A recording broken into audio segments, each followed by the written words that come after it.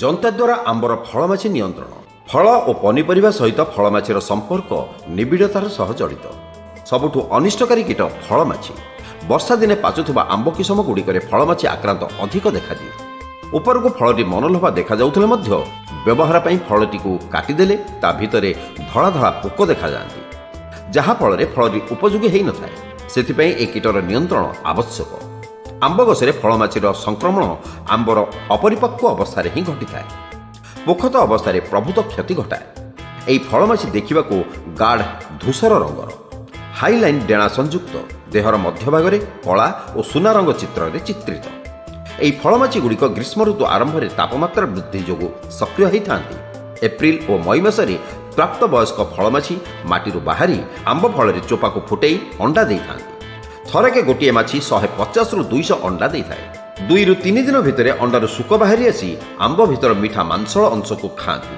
फल आंब गुड़िक संक्रमित हो सढ़ी जाए और गछरु तले पड़े से सुक गुड़िक बाहरी माटी भितर पशि प्यूपेशन करती और परवर्ती समय वयस्क फलमाछी रूपे फल को आक्रांत करती। वर्षा दिन पाचुवा आंब किसम फलमाछीर प्रादुर्भाव अधिक देखा जाए कम विष व्यवहार करिकी फलमाछीर नियंत्रण करने फलमाछी जंता होची गोटे सुंदर उपाय।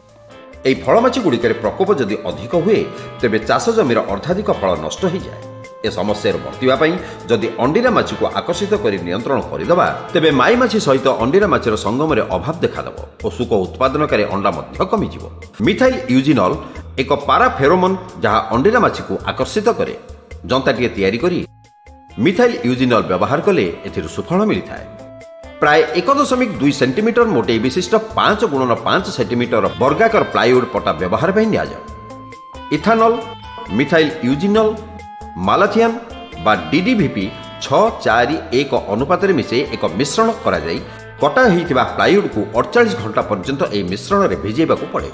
साधारणतः खंडे पटारे 13 रु 14 मिलीलीटर मिश्रण पटा भेदिबारे खर्च हुए। भिजा होइथिबा उपरोक्त काठखंड को हेक्टर प्रति 10टी हिसाब से 1.5 मीटर उच्चतार गछ डाल झुला जाए। वर्षा द्वारा भिजा होइथिबा काठखंड गुड़िकर ओदा हेबा द्वारा खराब होइजिबार और कार्यदक्षता शक्ति कमिजिबार सुजोग थिबारु एथिरो बर्तिबा पई बड़ मुह थिबा प्लास्टिक बोतल ठीक बेकतल को 4टी कणा करा जाए। सेही पटी देई माछी माने बोतल भितर को प्रवेश करी मृत्यु मुखरे पड़ती। एही बोतल ठिपी को कणा करी तारी साहाय्य काठ को बांधी झुला जाए और बोतल ठिपी दिया जाए। मला फलमाछी बाहर करने बोतल तलपटू काटी पोक गुड़ी को बाहर करने को हुए।